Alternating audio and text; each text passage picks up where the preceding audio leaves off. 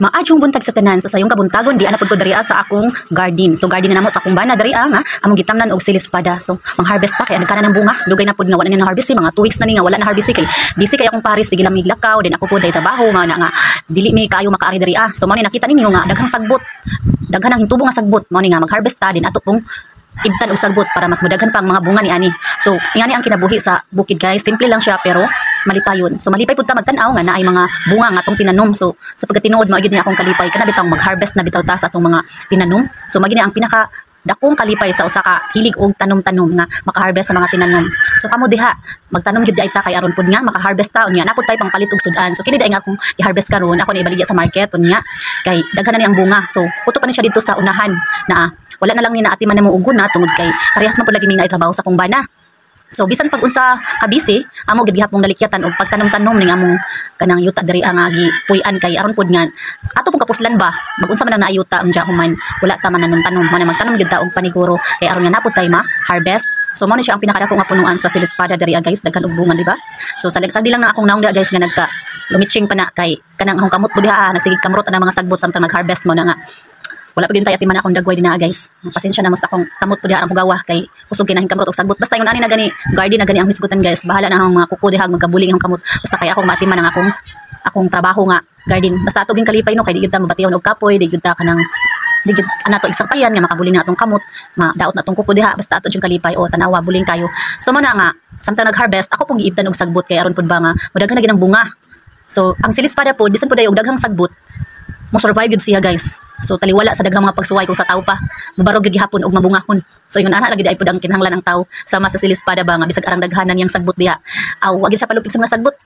Bunga lang gid gihapon arang daghanang bunga oh. Kung makita ninyo bagga kayong bunga pero sa pagkatinuod lang wala gid ni spray guys, wala gid ni siya abunuhi og insakto. Bunga lang gid siya duro. Okay, so sobrang kabisi sa akong pares wala na lagi siya kaayon makaatiman ani among garden. So mana nga ingani ka daghang sagbot pero laban lang gihapon nang among silispada bunga lang gihapon good. So makakwarta gid tano basta magpugita.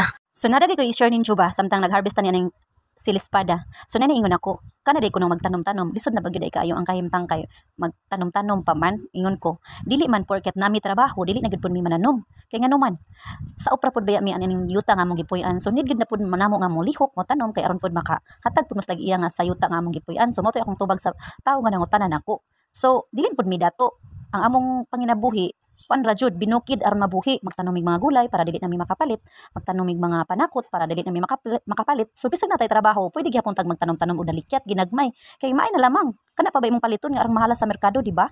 So nga na gyud ang kinabuhi guys kung asa ka nagpuyo mo adapt ra gyud ta kung asa ta nagpuyo ato ra gyud i-adapt ang atong kinabuhi dili pwede nga mag-sitting pretty ra ta dinha atay nara ba atay pamilya nay mga anak then ingana gyud ang kinahanglan maning kamot gyud no.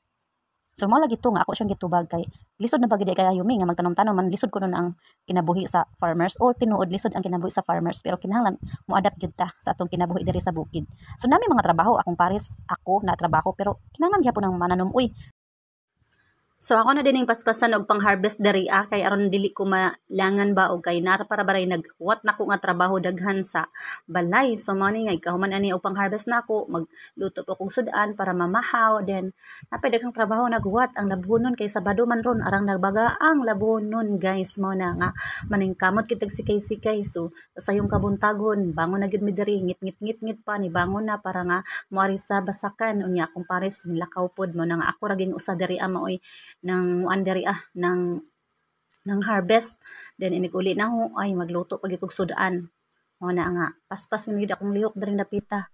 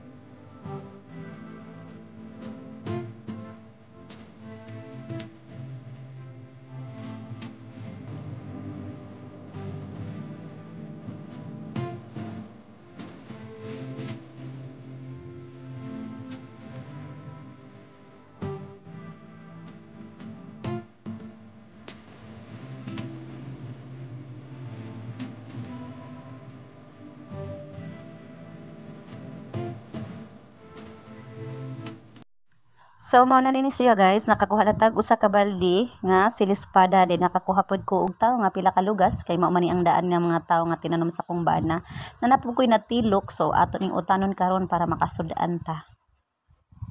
Ako din ang ibalhin sa planggana nga may gihapinan og dahon sa saging para ang silispada makaginhawa ba kay unya para banidad una ko sa market unyang hapon mo nang ato sang ibalhin diri sa planggana nga naay hapin nga saging. So mao ra to, salamat sa inyong pagtan-aw tanan.